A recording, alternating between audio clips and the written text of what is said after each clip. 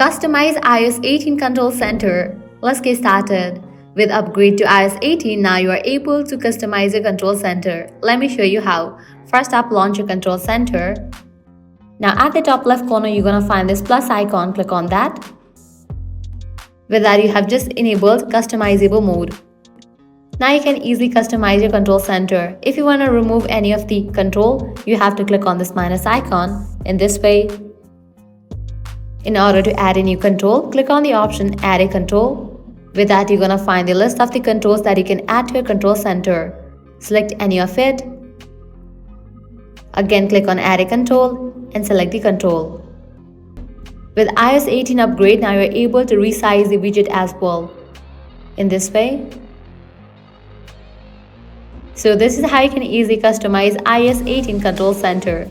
So that's a wrap for this video. If you find this guide helpful, do not forget to like, share and subscribe to our channel. Thanks for watching.